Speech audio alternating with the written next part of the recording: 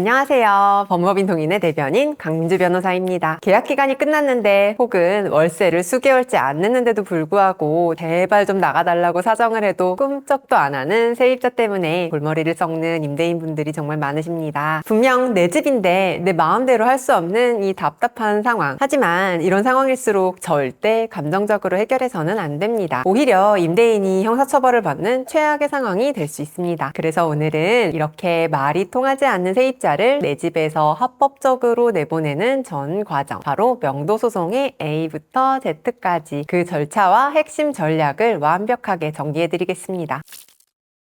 먼저 여러분의 생각의 틀을 바꾸셔야 합니다. 소송은 가장 마지막 수단이지만 그 준비는 가장 첫 번째 순간부터 시작되어야 합니다. 가장 이상적인 방법은 문제가 생기기 전에 미리 대비하는 것입니다. 계약 당시에 재소전 화해 조서를 받아두는 것이죠. 이는 판사 앞에서 미리 합의하고 집행 권한을 받아두는 것이라 만약 문제가 생기면 소송 없이 바로 강제 집행이 가능합니다. 하지만 대부분의 임대인은 이런 준비가 없는 상태에서 문제를 마주합니다. 그렇다면 이제부터가 진짜 싸움입니다. 가장 첫 번째 액션은 바로 계약 해지 통보에 증거를 남기는 것, 즉 내용 증명을 발송하는 것입니다. 이것은 단순히 나가주세요 라고 부탁하는 편지가 아닙니다. 우리 법은 임대인에게 통지 의무를 부과합니다. 계약 만료 6개월 전부터 주택 기준으로 3개월 전까지 갱신 거절의 의사를 명확히 통지하지 않으면 어떻게 될까요? 계약이 자동으로 연장이 됩니다. 이것이 바로 묵시적 갱신입니다. 내용 증명은 바로 이 갱신 거절의 통지를 내가 명확하게 했다는 것을 증명하는 가장 강력한 증거입니다. 말을 했다 안 했다 하는 논쟁에서 벗어나는 열쇠죠. 만약 월세 미납이 사유라면 주택 2기, 상가 3기분 월세가 미납되었으므로 본 계약을 해지한다는 사실을 명확히 고지하는 증거로 사용됩니다. 혹시 세입자가 이의를 제기하지 않을 것이 확실하다면 밀린 월세를 지급 명령으로 신청해 볼 수도 있습니다. 하지만 대부분의 경우 세입자는 버티기로 작정을 한 상태입니다. 세입자가 나가지 않는다고 해서 답답한 마음에 절대 하지 말아야 할 행동이 있습니다. 비밀번호를 누르고 집에 들어가거나 세입자의 짐을 복도로 빼놓거나 혹은 전기나 수도를 마음대로 끊어버리면 주거침입죄, 재물손괴죄, 업무방해죄, 권리행사 방해죄 등으로 형사고소를 당할 수 있습니다. 특히 버티기로 작정한 세입자라면 더더욱 고소를 할 가능성이 높습니다. 아무리 내 소유의 집이라도 세입자가 점유하고 있는 동안 점유권은 세입자에게 있습니다. 이를 무시하고 감정적으로 대응하면 피해자였던 임대인이 순식간에 경찰에 입건될 수 있습니다. 그래서 우리는 합법적인 절차가 반드시 필요한 겁니다.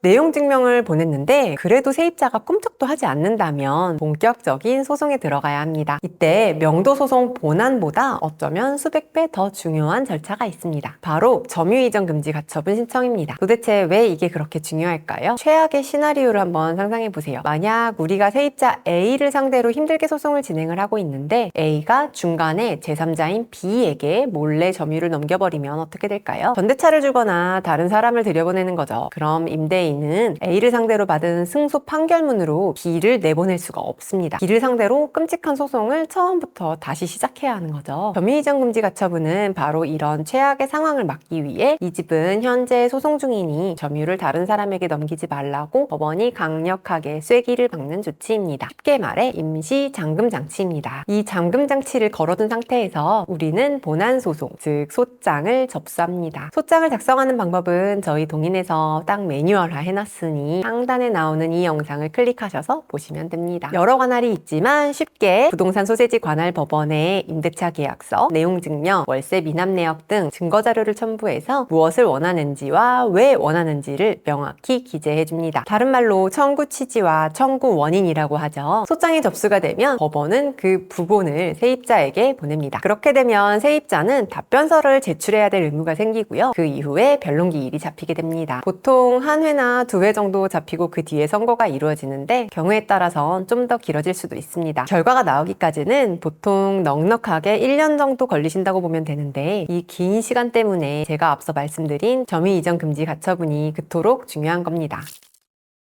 길고 긴 싸움 끝에 드디어 승소 판결문을 받으면 이제 당장 나가라 할 수 있을까요? 아쉽게도 그럴 수는 없습니다. 이 승소 판결문은 그 자체로 임대인이 임차인을 끌어낼 수 있는 것이 아니라 강제 집행을 할 수 있는 권한이 생긴 것입니다. 우리는 이제 이 판결문을 들고 마지막 단계 강제 집행을 실행해야 합니다. 먼저 법원에서 집행문을 발급받아 집행관 사무소에 강제 집행을 신청합니다. 그러면 집행관이 직접 임차인을 방문해서 언제까지 자진해서 나가지 않으면 본 집행에 들어간다는 경고문을 집에 붙입니다. 사실 대부분의 세입자는 이 단계에서 압박을 느끼고 스스로 나가는 경우가 많습니다. 하지만 이 기한이 지나도 안 나가게 되면 실제로 본 집행을 실행하게 됩니다. 임대인이 예납한 비용으로 집행관들이 방문을 해서 강제로 문을 열고 세입자의 모든 짐을 밖으로 빼내어 창고로 옮깁니다. 이 남겨진 짐은 추후에 동산 경매를 신청해서 그 비용으로 집행비용이나 보관료를 충당할 수도 있습니다. 자, 이렇게 다 살펴보았는데요. 빠르게 쭉 정리를 해보겠습니다. 명도소송은 내용증명으로 증거를 확보하고 점유이전 금지 가처분으로 집을 묶어둔 뒤 본안소송으로 판결을 받고 강제집행으로 점유를 되찾아오는 길고 긴 법적 절차입니다. 복잡할 수 있으니까 시기별로 대비할 점도 알려드릴게요. 계약 만료가 다가온다면 지금 당장 내용증명을 준비하시고 이미 월세가 2번, 3번 미납됐다면 내용증명을 발송하세요. 그래도 세입자가 버티고 있다면 점유이전 금지 가처분부터 신청하고 소장을 접수해야 하는데 이 과정에서 어려운 점이 있으면 저희 동인을 편하게 찾아주세요. 지금 당장 무엇부터 시작해야 하는지, 소송의 실익은 얼마나 될지 여러분의 편에 서서 처음부터 끝까지 명확한 해결책을 제시해드리겠습니다. 승소를 하면 소송 비용의 전액 혹은 일부를 상대방으로부터 받을 수 있으니 실력 있는 로펌을 찾아가시는 게 이득입니다. 동인이었습니다. 감사합니다.